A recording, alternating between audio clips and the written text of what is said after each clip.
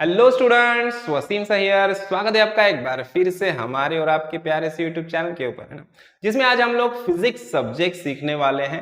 11th standard का physics subject, इसमें motion in a plane chapter है, जिसका जेईई मेन 2024 का ये क्वेश्चन है जो हम लोग आज सॉल्व करने वाले हैं। तो चलो डायरेक्टली क्वेश्चन की तरफ बढ़ते हैं, क्वेश्चन को रीड कर लेते प्रॉपरली। देखो, A particle moving in a straight line covers half the distance with a speed of 6 meter per second and the other half is covered in two equal time interval with speed 9 meter per second and 15 meter per second.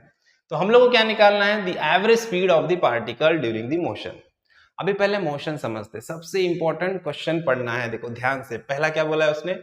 Half distance with 6 metre per second and the other half is covered in two equal time interval. मतलब सब में पहले जो भी उसका motion है, suppose मान लो particle ने मोशन स्टार्ट किया, यहां से स्ट्रेट लाइन में मोशन हो रहा है। सपोज मान लो ये पॉइंट ए है हमारा, यहां से मोशन स्टार्ट किया है, ये टोटल मोशन है। इसको पहले दो इक्वल पार्ट में डिवाइड किया है, मतलब दोनों डिस्टेंस कैसे रहेंगे? सेम रहेंगे। सपोज मान लो ये पॉइंट ए है, ये है पॉइंट हमारा बी और ये है पॉइंट हमारा सी। सो ए से बी और बी से सी का जो डिस्टेंस है वो कैसा रहेगा? इक्वल रहेगा।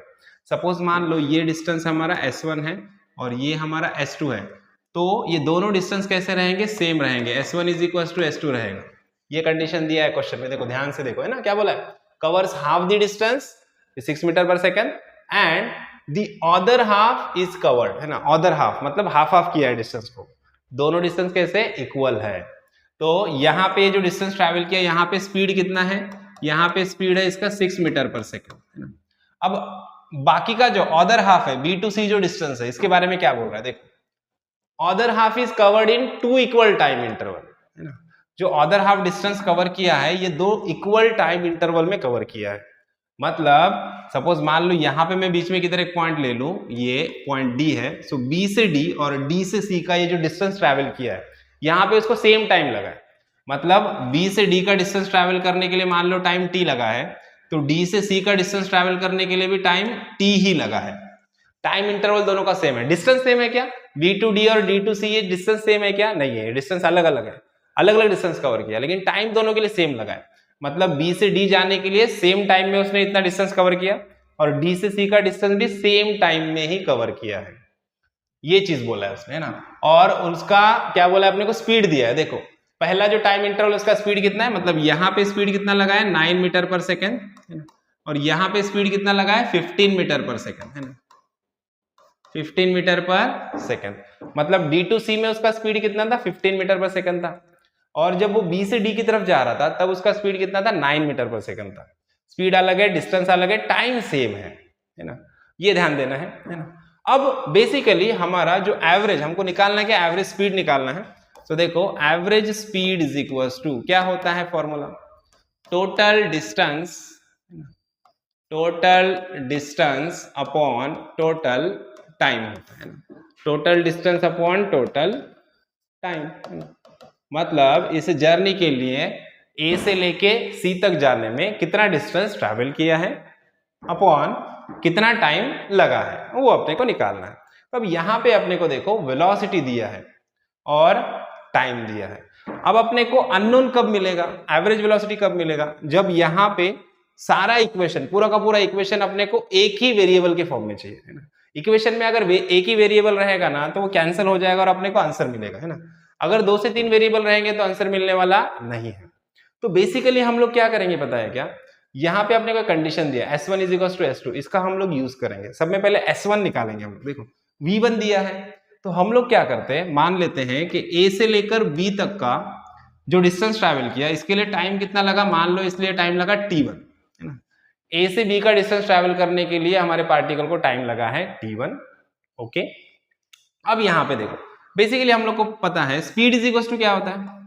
स्पीड इज इक्वल टू होता है डिस्टेंस अपॉन टाइम, है ना।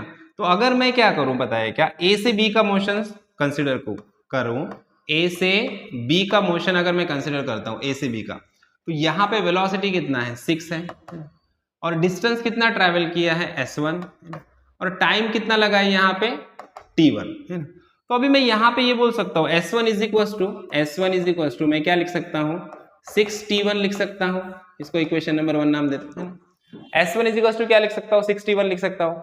अब सिमिलरली अगर आप यहां पे ध्यान देंगे, बी टू डी का मोशन कंसिडर करोगे, बी से डी का मोशन कंसिडर करते हो, बी से डी का, तो यहां पे भी अगेन वेलोसिटी कितना है, वेलोसिटी इज इक्वल टू क्या रहेगा, डिस्टेंस अपॉन टाइम। ठीक है, तो अब यहां पे देखो वेलोसिटी कितना है, 9 है, डिस्टेंस कितना लगा, डिस्टेंस हम लोग को मान लो अभी जो S2 डिस्टेंस है इसको हम लोग मान लेते हैं, ये यहाँ पे हमारा डिस्टेंस लगा है S3 और यहाँ पे लगा है S4। ठीक है, तो S3 डिस्टेंस लगा है और टाइम कितना लगा है, टाइम लगा है T, है ना, तो S3 इज इक्वल टू क्या हो जाएगा, 9T हो जाएगा, है ना।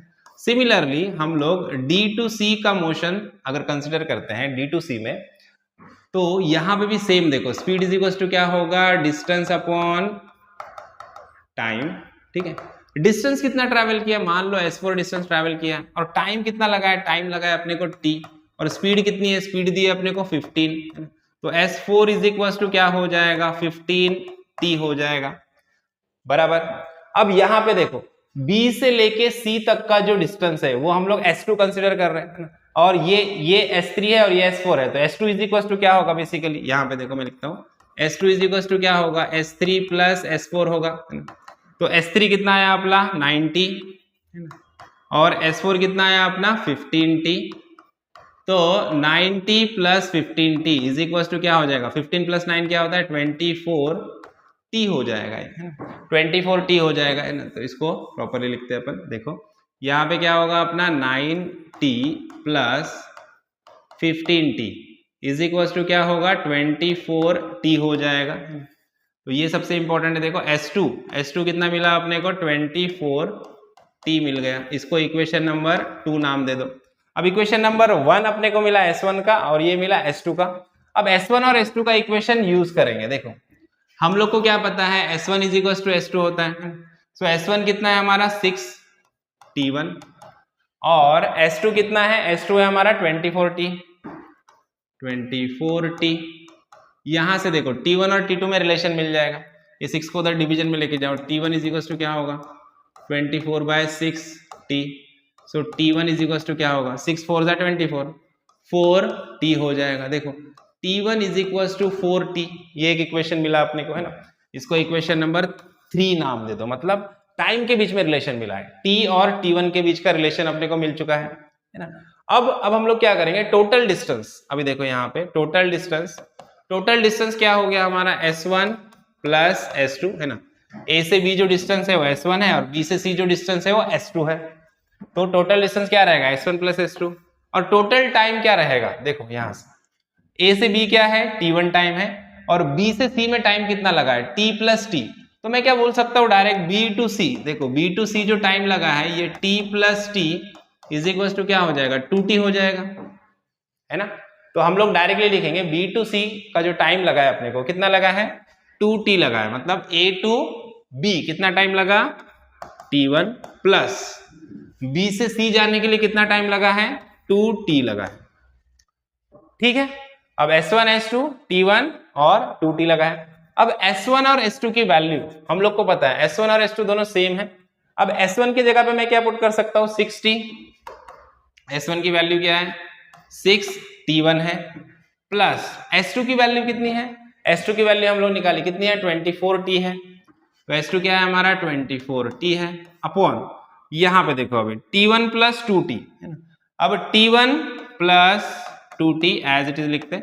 अभी T is equal to T1 is equal to 4T का वैल्यू यहां पे पुट कर दो। देखो अब मैं क्या लिखूंगा 6, यहां पे जहां जहां T1 है वहां पे 4T लिख देता हूं, ठीक है 6 T1 के जगह पे क्या लिखूंगा मैं 4T plus 24T upon T1 की जगह पे क्या लिखना है 4T प्लस 2T। अब देखो 6 4 जा 24T plus 24T upon 4T plus 2T क्या हो जाएगा 60। अभी देखो 24 प्लस 24 क्या हो जाएगा 48T अपॉन 60, है ना। अब T और T कैंसल, 6 1 जा 6, 6 8 जा 48, तो 8 मीटर पर सेकेंड ये क्या रहेगा हमारा एवरेज स्पीड रहेगा, जो कि हमारा ऑप्शन है सी वाला, ये वाला हमारा करेक्ट ऑप्शन रहेगा 8 मीटर पर सेकेंड। जो एवरेज स्पीड रहेगी हमारे पार्टिकल की वो क्या रहेगी 8 मीटर पर सेकेंड रहेगी। समझ में आया? तो यहाँ पे हमारा प्रॉब्लम खत्म होता है। आई होप आपको प्रॉब्लम अच्छे से समझ में आया है। वीडियो अच्छा लगा है तो वीडियो को लाइक कीजिए, ज्यादा अपने दोस्तों के साथ शेयर कीजिए और चैनल को सब्सक्राइब करना ना भूलिए। तो मिलते हैं नेक्स्ट वीडियो में नेक्स्ट प्रॉब्लम के साथ, तब तक के लिए थैंक यू, बाय बाय।